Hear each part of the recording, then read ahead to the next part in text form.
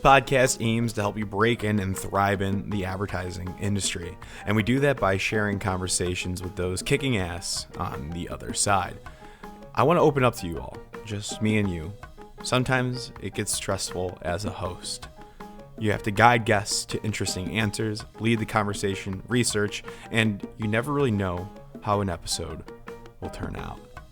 And that leads to this episode with JP Palmer. Guests like him are a breeze. JP is a VP Strategy Director at FCB here in Chicago. In this conversation, we discover a new break-in tactic for those interested in strategy. His first role was not a junior brand strategist at an ad agency, but you'll have to keep on listening to hear what he did and what he recommends for you. JP likes to tackle creative briefs a little bit differently. For instance, he helped convince Skittles to air a Super Bowl commercial to a single person. He also was trusted by the folks over at Miller Lite to answer accusations from Bud Light, stating Miller Lite uses corn syrup, if you remember that. He and his team had an incredibly clever response that they played off the Bud Night, where when the Bud Night was done filming the last commercial, cameras would follow the Bud Night off air to find the actor looking for the nearest Miller Lite to drink. The premise was, ingredients only matter in the fantasy world Bud Light created. In the real world, taste is what really matters. So, these are only two samples of JP's strategic thinking, but in this episode, we dive deeper into his process and advice just for you. His portfolio and recommended resources are linked in our Instagram account at Breaking and Entering Pod, all one word, at Breaking and Entering Pod. So go there to connect with him and see what he has to say for you. And Chicago Portfolio School supports this episode. They've helped over 3,000 aspiring advertisers break into art direction, copywriting, graphic design, and, of course, strategy. So go to chicagoportfolio.com to learn more or message our brand account on Instagram for more information. And I truly enjoyed my conversation with JP. I cannot wait for you to hear it. So this is the Breaking and Entering Advertising Podcast, and as usual, I'm your accomplice, Gino Schellenberger. Kick it, Mikey.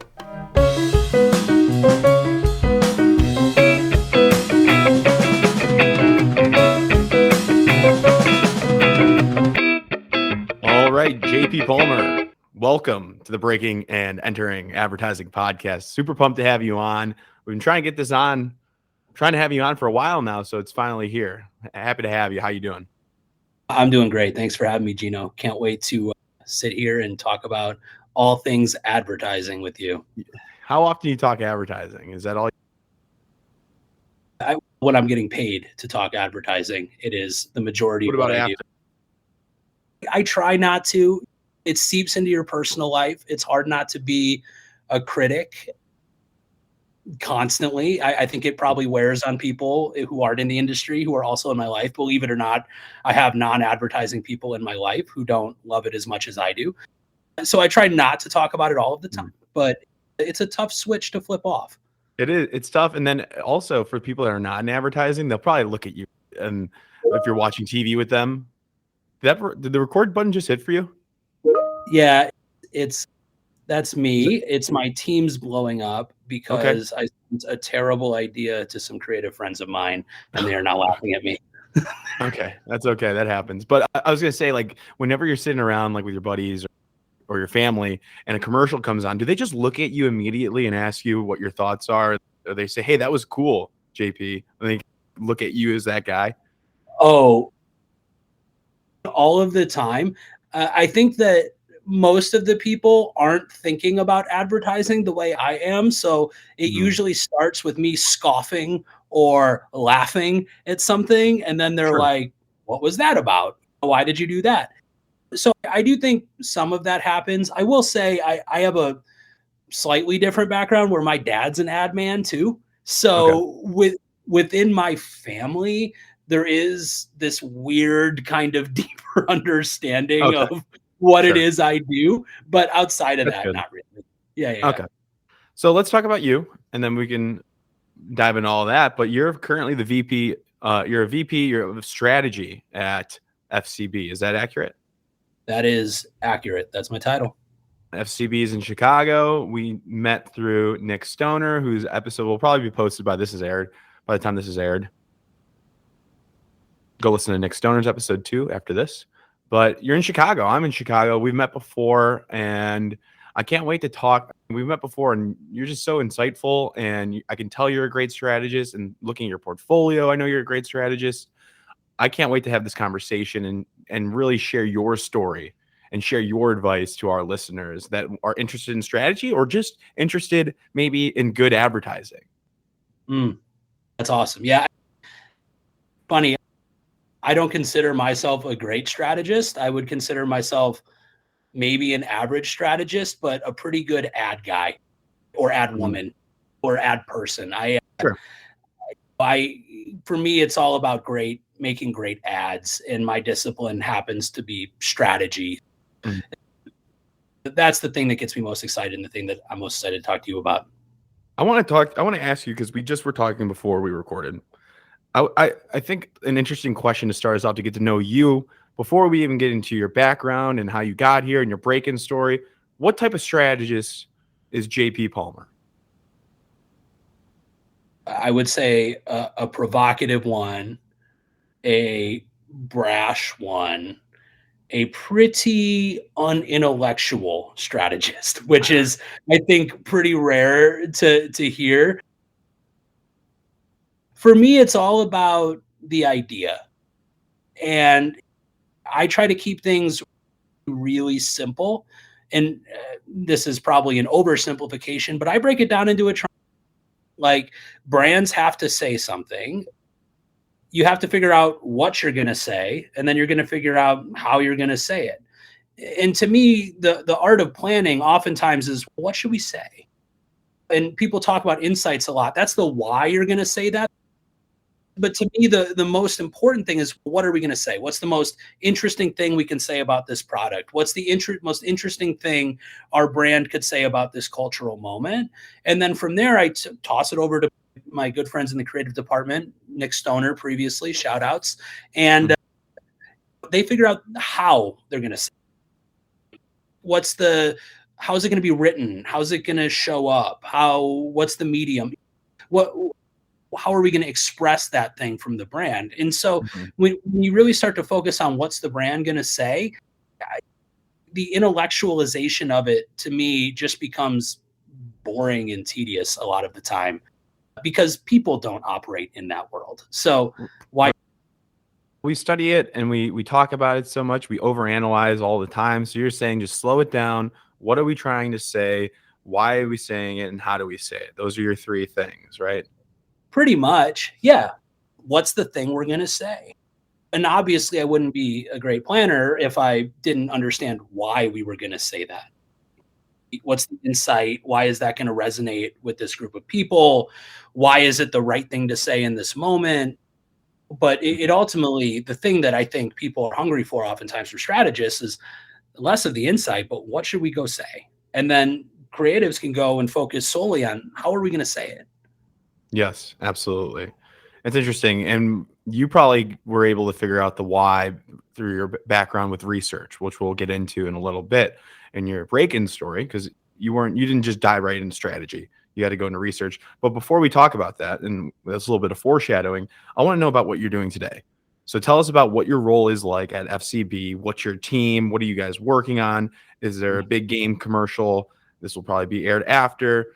I don't know. Whatever you can say, I'm curious at what's life like at FCB in the John Hancock building in Chicago, Illinois. It's awesome. Life's good. We're working on a ton of things right now. So obviously FCB is a massive agency, and I am a part of that agency. So the things I'm working on aren't always completely reflective of everything the agency's working on, and vice versa. But for me, as a VP strategy director, I have a really interesting position here where I'm not fully allocated to any single account. So my job is really focusing on new business and pitching and talking to prospective clients or organic growth. And then it's also on what we would call special opportunities or and opportunities, areas of oh my god, I'm like speaking all over myself. I'm trying to find the delicate way to say it, but it's Yeah. basically finding potential for creativity within existing clients, and then finding a way to create an appetite within those clients for creativity. Hmm. And so going in there and trying to push and be a provocateur and show the power of maybe an idea beyond a brief they gave us that we think could be really powerful for their business. Okay. So kind of like always on, proactive creativity. You're always looking for another opportunity. You're not going to sit idly. Yeah, I go hunt is Yeah. the simplest way to put it. Over. How does the structure work? If I just got hired as a junior brand strategist, let's say. I don't know Mhm. if that's a role or what you guys call it, but an entry level strategist. Where do I sit and where are you in relation to that? Do we work together?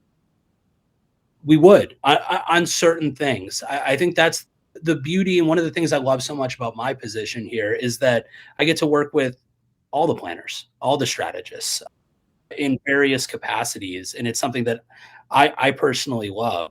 Like I said at the beginning, I'm probably an average strategist who might maybe just sees the world very differently. So being able to go in and collaborate with people who live the business and who work on it all the time and who know it in and out and all of that stuff is really valuable for me. So you would work with me if you were just starting out as an entry level strategist at FCB.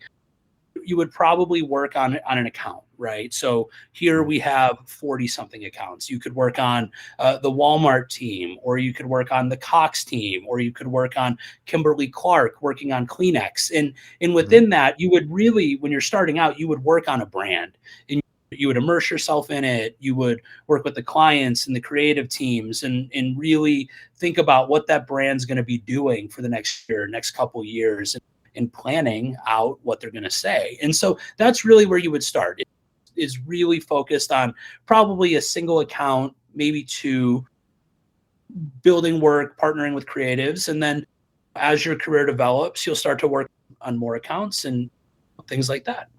Yep. Makes sense. What does a creative brief that you produce look like?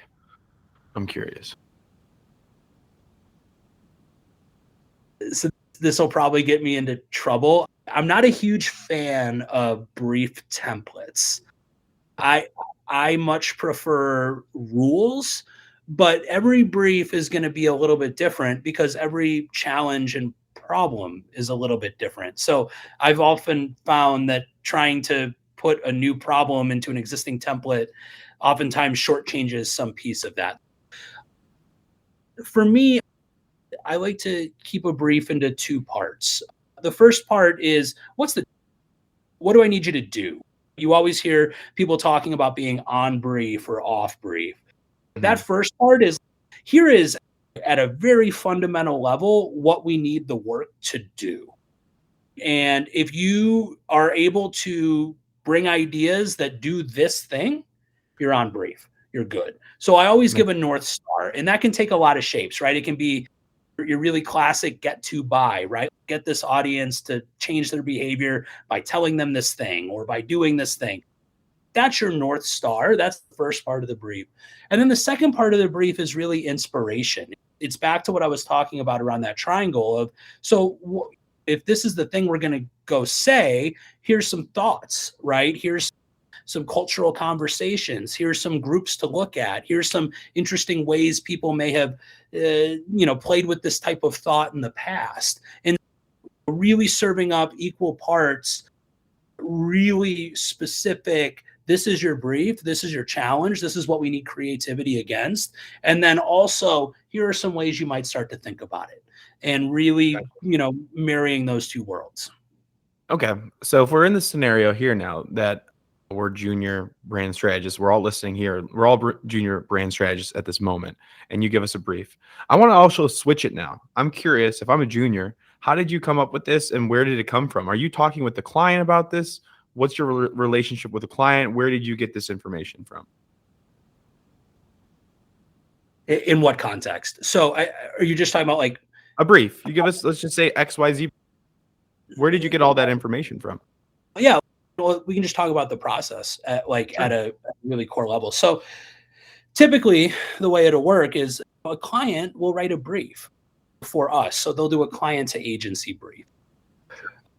Imagine I'm working on Walmart and Walmart goes, "Hey, we've got this really cool sustainability initiative and we'd love some work that will get us credit for it." And I would say, "Great. What's your media buy look like? How much money do you have, et cetera?" The tactical. And then I'd go, "Okay, needs to make some commercials about sustainability." I'm making this isn't a real brief, Yeah. right? I'm just Okay. so we have to do that. And then so for me, I am such a firm believer in creative strategy collaboration. So my first port of call is going to be with the ECD that I'm working with, or the creative director, or if I'm a junior planner, it might be the copywriter and art director I'm working with on the assignment. But like sitting down with your creative counterpart who's going to receive the brief and Oh yeah. talking to them about it at a really high level before I go off and hunt for what's the thing we're going to say, why are we going to say that thing? I want to know what their thoughts are. I want to know, all right, Walmart's got to say something about sustainability. Where's your gut going? What do you want to Mhm. do with this thing?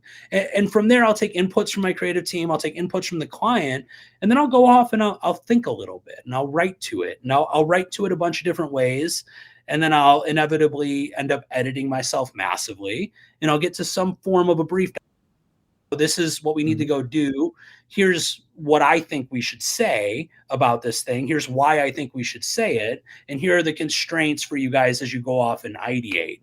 Now, Yeah. what I don't do is just go give that brief, right? So then you go and you check back in with your creative partner, the person you're partnering with, and being like, you think that this is the right thing to send teams off on? You think that this is going to get the type of work that we want?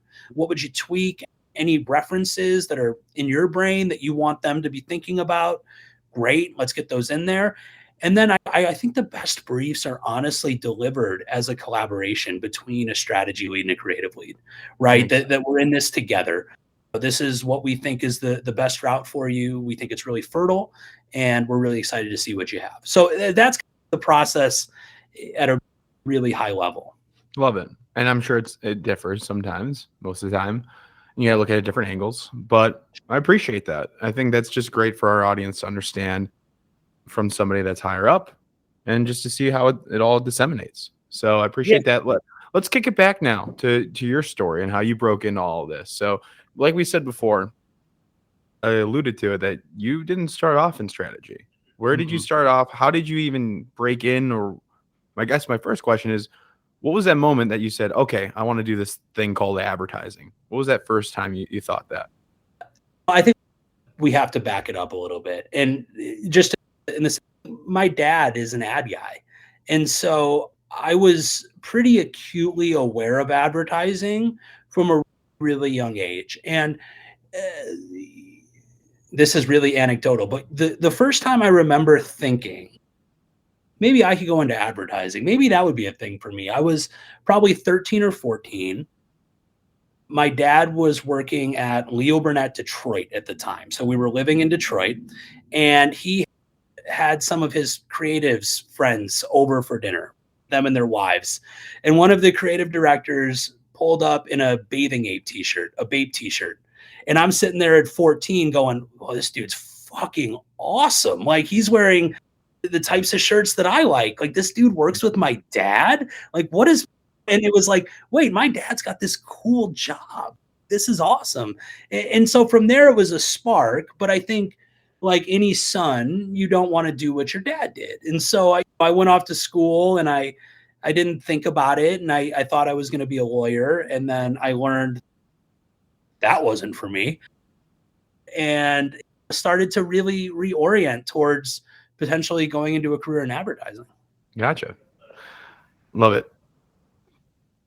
So what was your first internship? How'd you break in? What was that story? What is it? What does that look like? What was your first step in? So my first internship was at Leo Burnett in Chicago. I got that internship. So I applied. It was an awesome internship. I applied for an account management internship, mostly because I knew that beyond creative, they hired the most account management interns. And Sure. so I was like, this is a great way for me to like get some agency experience on my resume and just somehow get my foot in the door. And so I honestly, I applied on the Mhm. website and then I linked in with people and I would just like LinkedIn cold message strategy directors and account people and be like, hey, I just applied for the internship. I'd love if you had 10 minutes that I could pick your brain. And I got left on red by some, I got ghosted by others, and a few chatted with me and it was awesome. And I think helped push my name forward. And I ended up getting the internship. And I did that for a summer. And then I went back to school. That was in between my junior and senior year. And from there, I had a crossroads, right? Where I was lucky enough to have a couple different job offers. One was to go into agency world, go back to Leo Burnett or go to a different agency. And then there was this other one that was this research opportunity. And I think my first instinct was like, oh my God, I want to go to Leo Burnett. Of course, who doesn't? And luckily, I had some counsel who, like my dad and people who I had met during the internship who Mm. were, hey, like maybe you should go do this other thing for a little bit. What was the job at Leo they were offering? It What was on new business. It was a blend of like new business and strategy, which is what my role is now. Okay, keep going then. So Obviously, you had some counsel. What'd they say? they said maybe go try the research route and the thinking. And this is obviously from more experienced planners than I was at the time who were giving me this counsel.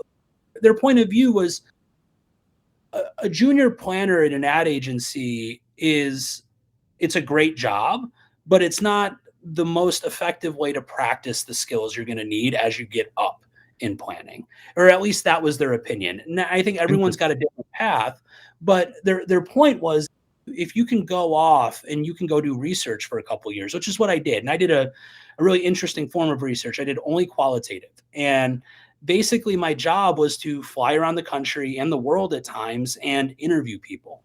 And so it would be interviewing women in their 40s who hadn't been on a date in 10 years, but wanted to find a life partner for Match Group and understanding how online dating could help those people. And then another month, I would be out in LA for Polaris talking to Harley guys about what it might take for them to ride an Indian one day. And then Oh I would wow, be in just doing all of those things. And I think that wow, what you learn what you learn really quickly is you learn what actually matters to people and you understand like how they view brands, not how brands view themselves, not how marketers view brands, not how advertisers view brands, but how consumer people perspective. view brands, right? Yeah, Like it's the most important thing. And how they realistically talk about it, how they actually make decisions, what yeah, actually matters. And you do that in research by going from category to category, from consumer to consumer. And so you're not just focused on one thing like that analogy I gave earlier, where you're a junior planner and you're going to be on Kleenex and you're going to be working on Kleenex for a year and a half. If you go into research, you're working on mm. Kleenex for 4 weeks, talking to those people, and then you're going and talk. We've just uncovered something very interesting that I don't think we've talked about ever in the 100 episodes of this podcast. You're saying this is a different break-in route, and we don't see this often on this podcast. We don't hear this often. So let's hover here. What was this agency? Where did you do research at? Tell us the name. What did it look like? How did you apply? How did you get in there? Because this is something we don't talk about. Let's just give us the details here. Yeah, for sure. So the agency it was called The Sound. Awesome company, always hiring entry-level researchers. So give them a Google for sure. They're called The Sound. They're really small. They're probably 100 people. They're based in Vancouver, but they have offices all over the world. So they have an office in Vancouver. They have an office in Chicago, which I worked in. They have one in Toronto, New York, London, and Mumbai in India. And each office is about 15 to 20 people. Beautiful. And it's a small company. And we do, I don't know who they work for, but when I was working for them, we do projects for Beam and for Miller Coors and for Unilever and everything It was basically them trying to understand who they were talking to more meaningfully. And They would so send that you the qualitative researcher, not quantitative. I'm not a numbers guy. Me neither. But that could be interesting to somebody. But the qualitative is probably what was that like? So they sent you to do interviews. That's all you did. Focus groups. That was you. Focus groups, IDIs, friendship Yeah. triads, drink Wait, what along. was it? What Friendship triads? Like, I go out with like homies, right? So you and your buddies, say Miller Coors, want to know how dudes drank together. They'd send me out to different cities across the country, and I go out drinking with them. And I talk about Who? the beers. What do you mean? You said you would go out drinking with you. No, with like respondents. So Oh. say, Gino, say you're living in Dallas and Miller Coors goes, I want to understand how dudes in Dallas drink. There'd be some recruitment company who would reach out to all the 20 somethings in Dallas and say, hey, you want to make $200 on Saturday night? And a bunch of people go, yeah. And they'd be like, all right, cool. We're going to send this guy. He's going to go out with you and he's going to buy beers for you all night. And he's going to ask you questions. And so I would do that. And it's sweet. And a lot of people don't even know that job exists. And all right, we might have to stop recording here. This is something that I want to look into.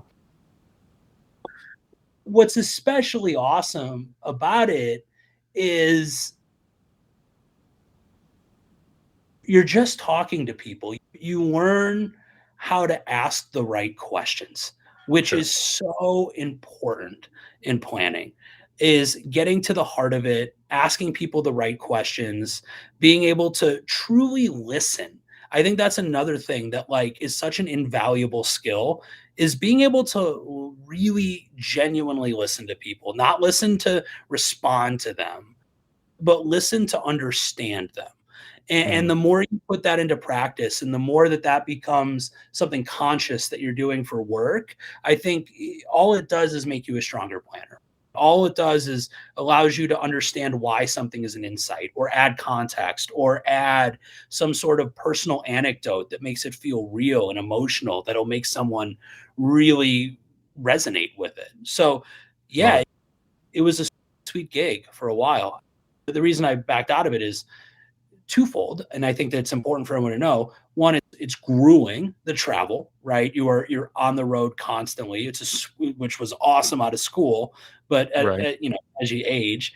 And then the other thing is I like to make things, and you don't get to make as much in research, and it's important for people to know that. You're definitely working with brands and you're helping inform insights and positioning and segmentations and all of the strategy stuff. But then it goes off to the agency and you're done with it, being a researcher, being a consultant. Right. You didn't like to let go. So if you go back to that triangle I drew for you earlier, you're living in the place I love to live is the what. Obviously, the why will always be important. I spent my career digging around that why to understand it. But now I like to figure out what the brand should say and work with creatives to bring it to life. And that's the other side of it that I think there are some drawbacks. Okay. That makes sense.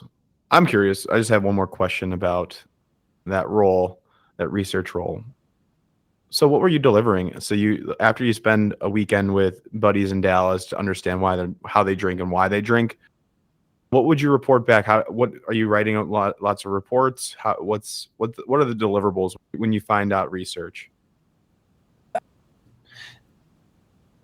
You're a deck builder, right? Building decks, insights and implications is really the simplest way to think about it.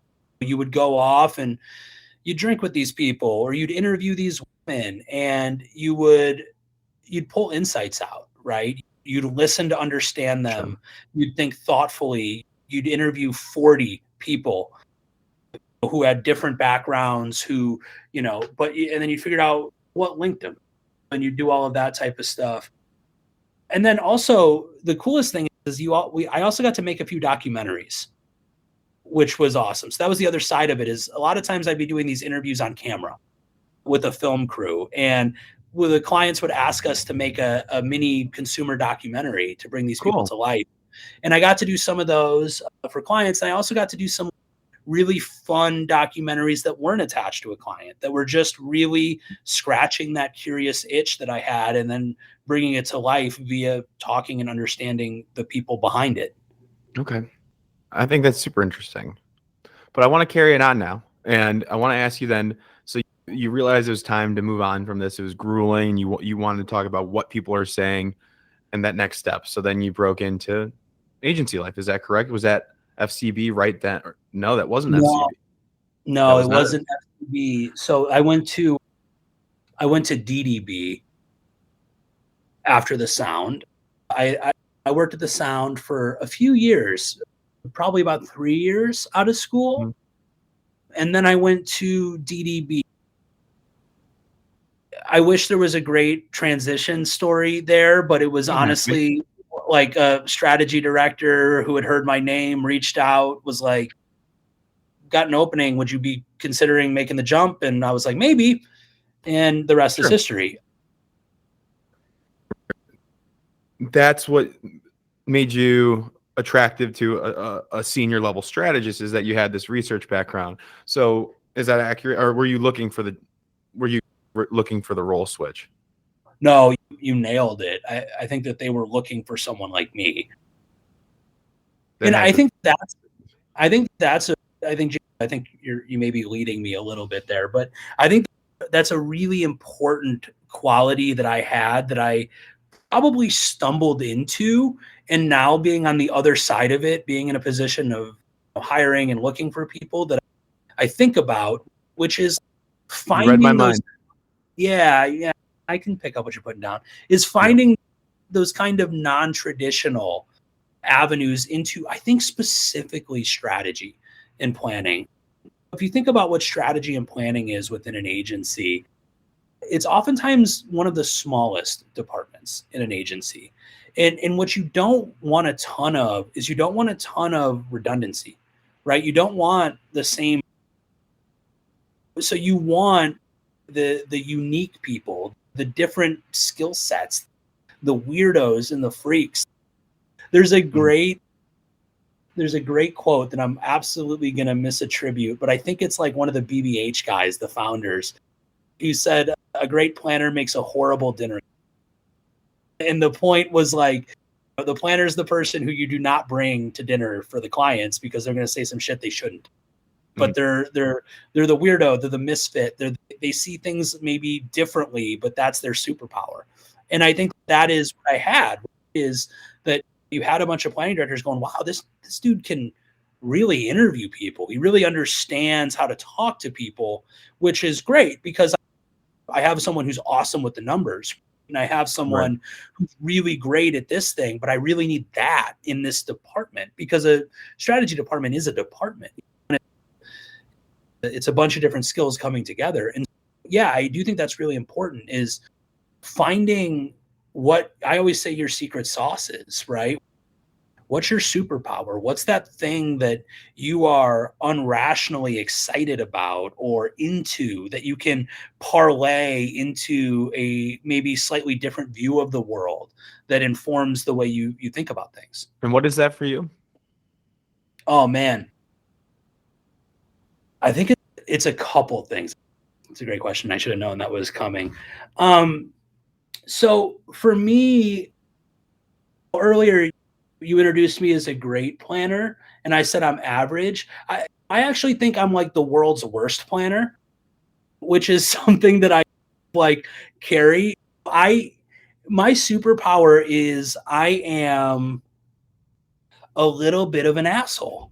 And I don't mean that towards people, but I'm a little bit of a nihilist. I'm very sarcastic. I don't do things in earnest very often. And it's something that I always thought was a weakness of mine, and that definitely was school and in personal relationships, and honestly all over the fucking place. It's still a problem. But it's actually become a bit of my superpower in planning, which is I don't look for the serious, obvious solution. I look for the weird roundabout solution, or the stone that's unturned, or I never look at a brief. And that's something I pride myself on, is you'll see a million briefs in a career in advertising that are very logical. That, oh yeah, that's the problem. That's the insight. Of course, that's what we're going to do. And that's a lot of the times that's fine. That's not my style. My style is, this is the problem. Here's what we should say. And people go, what the fuck? Like, that's crazy. And it's because I don't do it in earnest always. I want to do it right. I want to make the best thing. I want to say the most interesting thing. But I think that, like, oftentimes saying the most interesting thing or finding the most interesting or provocative or thing that makes you go, wait, what, is doesn't come from logic. It doesn't come from pure reason. It comes from taking roundabout ways and embracing bad ideas and stupid thoughts, letting those, like, understanding it's stupid, but then being able to be like, why is it stupid? Why does it make me laugh? Will it make other people laugh? And like really playing that through. So I think that's probably it. Gotcha. And have you sat in a hiring meeting for a junior or entry level or close to entry level strategist interview? Have you done that recently? Yeah, I actually just did one this week. Okay. How'd that go? I'm curious. It went pretty good.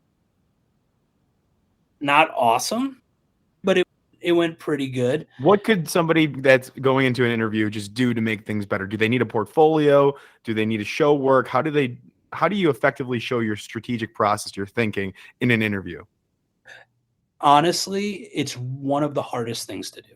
I really empathize with it. And so the thing I look for is, I want to know, for me, it's, what are you interested? It's twofold. It's, what are you interested in and are you interesting? And I think that those two things, whether it's through the work, whether it's through the things you're thinking about, whether it's through your hobbies, whether it's through anything like that, it's really twofold. Are you interesting and what are you interested in?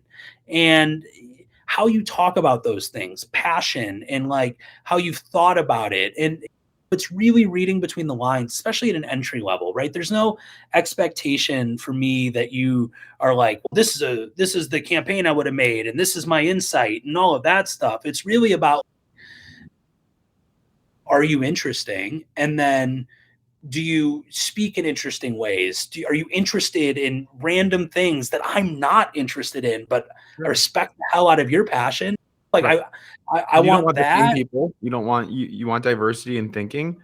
That makes sense. Because you said earlier, you want different people, different thought processes. Different thought process, diversity, weirdos, misfits, all of that stuff is the thing I'm looking for. I'm looking for someone who's going to just, it's so hard to do, but just bring a fresh angle in at something, right? And oftentimes it's as small as phrasing, honestly. Like, one of the examples I use all the time is just the difference in language on an insight and how it leads to different ideas. We've all heard the insight of being a parent is taxing and tiring. Everyone knows that. But if you rephrase it and you just say, there's a brief second every day where a parent thinks about killing their child, it's the same thought. But if you say it differently, it leads you to an entirely different path creatively. So finding the interesting way to say something, that comes from being an interesting person, which comes from being interested in shit. And obviously you have to be interested in brands. I think that you should really understand, you don't have to love the same brands as me, but understand why you love the brands you love, right? Beyond advertising, but just the brands you love. And then also love advertising. And talk to me about the ads that interest you. And there is no right or wrong. It's a subjective business. It's just having that point of view that's interesting and doesn't feel like it's the worst thing you can do is give me a take that I've heard. So, like, I'd rather you be like, everyone hates this ad and I love it, versus being like, I love Dove Real Beauty. I'm like, yeah, no shit, everyone loves Dove Real Beauty. Everyone studied it in class. Like, I want you to say, I actually love the Pepsi Kendall Jenner ad.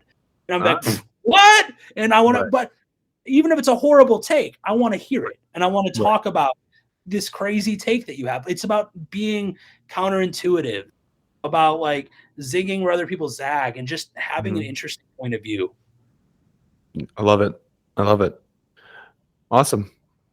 I'm going to wrap it up there. That was a great ending there. So how can people reach out to you if they have any questions or they want to learn more about what you do or your past experiences or FCB? Can people reach out to you, and how do you prefer that? Yeah, honestly, I'm a pretty open book. You Mhm. can bang my line however you want to. You can hit me on LinkedIn. You can Mhm. email me, jp.palmer@fcb.com. Right. You can find me on Instagram. I'm not going to drop my handle, but you can find it. It's public. Sure. There's lots of ways to get in Okay. touch with me. I promise that if I don't respond immediately, it's because I'm not an asshole. But I will get to you. And Yeah. persistence pays, right? So if I don't hit you back, hit me again. I promise you I won't be annoyed. Love it. Great. Then we will link to those, or they will look for it and they'll find you if they want to talk to you. So that's all I got, JP. This is fantastic. Thank you again for coming on. Thank you, Gino. It's awesome. Yep. Did you hear anything on this episode about a job you'd like to have someday, soon, in advertising, strategy, design? The kind of job where you use your brain and your creativity? If you did, chances are a portfolio can really help you get that job. That's where Chicago Portfolio School comes in. They have programs and classes that help you show off your thinking and get you the job you want. So visit them at chicagoportfolio.com. And if you drop my name, Gino, into the chat box, they'll send you more info and a cool Sharpie. Or just some more info. You can decide that. Thanks. Thank you so much for listening to this entire episode of the Breaking and Entering Advertising podcast. If you liked what you listened to today and you like the guests, please go ahead and connect with them. Easiest way to find their contact information and to see those resources that they recommended for you is to go to our Instagram at Breaking and Entering Pod, all one word. And for some quick thank yous for making this show possible, the first one is the company Shure. It's a microphone company, Shure. They provided the microphone that you're listening to right now. It's the MV7. It's great for podcasting and other forms of content. So if you're interested in starting a podcast or you're looking for equipment, talk with me. I really recommend the Shure MV7. Happy to give you details on that. And I would also like to thank my two guys, Mikey Malarkey, who's our audio engineer, does it every week. He's the Let's Kick It in the beginning. Thank you to Mikey. And of course, thank you to Buchan Zhang, our creative director. Buchan is responsible, amazing visuals on our Instagram. So thank you, Buchan. And thank you all once more for listening. We will see you next week.